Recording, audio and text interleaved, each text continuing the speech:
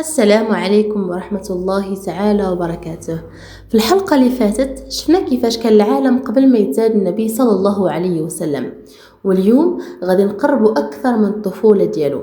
تخيل معايا طفل صغير تزاد يتيم الأب، والمستقبل ديالو غادي يبدل العالم كامل. واش عمرك سولتي راسك علاش الله اختاروا ليه اليتم في البداية؟ هنا الله سبحانه وتعالى بغى يعلمنا أن السر الحقيقي في الحياة ماشي هو البشر، وإنما الله سبحانه وتعالى. تولد سيدنا محمد صلى الله عليه وسلم في عام الفيل.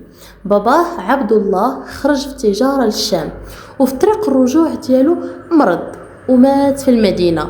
والنبي صلى الله عليه وسلم كان مازال يالله في البطن ديال أمه آمنة، يعني مازال ما تزادش، يعني مازال ما شافش الأب ديالو، ما عمره تعرف عليه.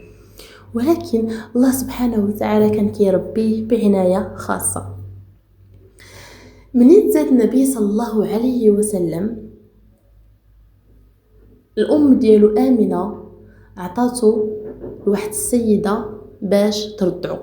هنا بزاف ديال الناس كيسولوا علاش زعما عطاتو الانسان اخرى باش ترضعو، علاش ما ترضعوش هي، واش مثلا ما كانش امكانها انها ترضع. ولكن هنا خصنا نعرفوا انه من عاده العرب ديك الوقيته يصيفطوا ولادهم للباديه باش كيكبروا في الهواء النقي وكيتعلموا الفصاحه في الكلام.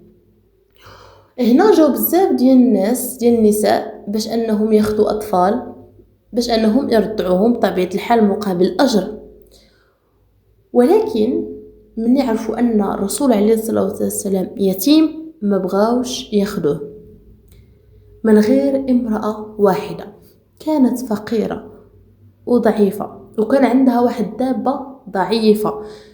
يعني الدابة ديالها بحكم أنها كانت ضعيفة تعطلات أنها توصل المكان ديال الرسول عليه الصلاة والسلام، وبالتالي كاع النساء سبقوها وخداو الأطفال. كان بقى غير الرسول عليه الصلاة والسلام اللي من النساء ما بغاتش تهزو. علاش؟ حيت هو يتيم. شكون هاد المرأة في نظركم؟ هي حليمة السعدية.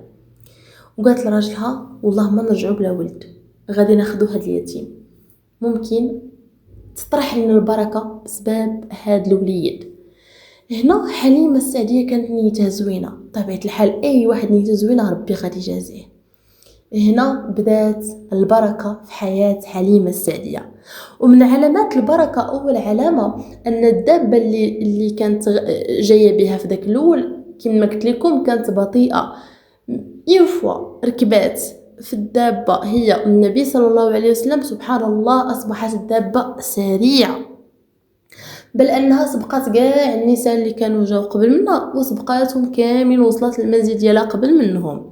ثاني حاجة الناقة اللي ما كانش فيها الحليب، سبحان الله ولا كيخرج منها الحليب بغزارة.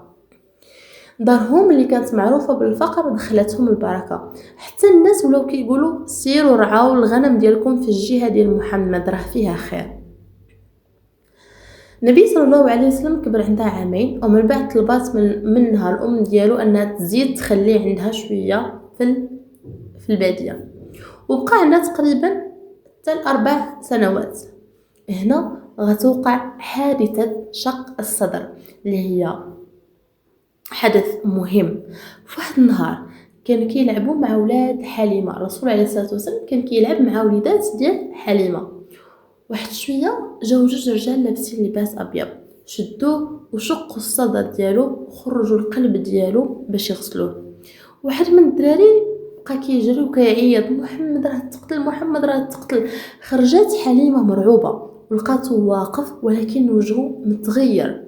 قالت ليه بهدوء، هو اللي قال لها بهدوء: جاءني رجلان فاخذا قلبي فغسلاه من ذهب من ماء زمزم ثم أعاده. يعني يغسلوا له القلب ديالو، غادي يغسلوا حظ الشيطان من قلبه. يعني هنا القلب ديالو أصبح نقيا وسليما 100% باش يجهزوا الله سبحانه وتعالى هادشي اللي جاي.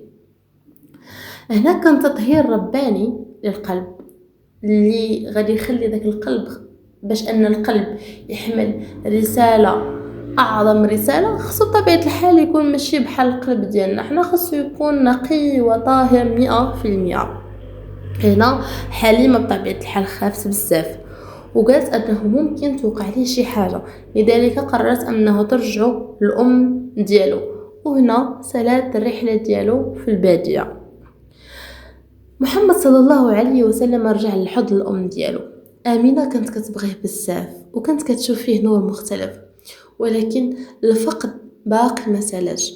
فاش كان عنده 6 سنوات خرجت به باش تزور الأخوال ديالها في المدينة، وفي طريق الرجوع مرضات آمنة وفي منطقة سميتها أبواء ماتت. تخيل معايا طفل عنده 6 سنوات يفقد الأم ديالو قدام عينيه. رجع لمكة يتيم الأب ويتيم الأم. وهنا كيبان المعنى للآية: ألم يجدك يتيما فآوى. الله هو اللي آواه واللي كان هو السند ديالو. من بعد ما مات الأم ديالو تكفل به جدو عبد المطلب. عبد المطلب كان كيبغيه بزاف، كان عنده مكان خاص حدا الكعبة وحتى واحد ما كيقدر يجلس فيه من غير النبي صلى الله عليه وسلم. كان كيجيبو كيجلس حداه وكيقول له خليو هاد الوليد جالس حدايا، راه غادي يكون عنده واحد الشأن عظيم.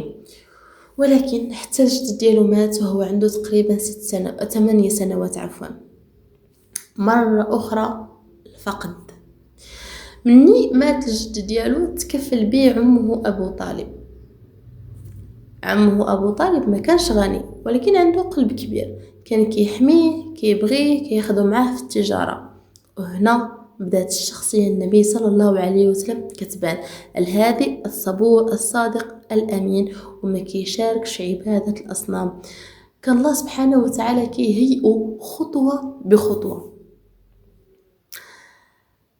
دابا وقفي معايا واحد اللحظة، واش عندك شرح قديم؟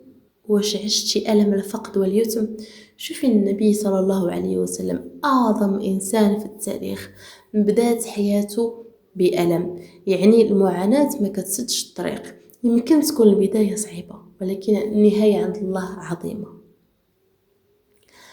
في الحلقة الجاية غادي نشوفوا شباب النبي صلى الله عليه وسلم وكيفاش ولا معروف بالصادق الأمين، وقصص بناء الكعبة. رحلة مازال في البداية والأحداث غادي تولي أعظم. إلى عجبتك الحلقة دير لايك واشتراك، عسى أنك تاخذ الأجر في نشر المحتوى الديني النافع. وخلي التعليق شنو أكثر لحظة أثرت فيك، وشنو هي أكثر حاجة اللي بغيتي تعرف على سيرة النبي صلى الله عليه وسلم. وما تنساوش أكثروا من الصلاة على النبي. نهاركم مبروك.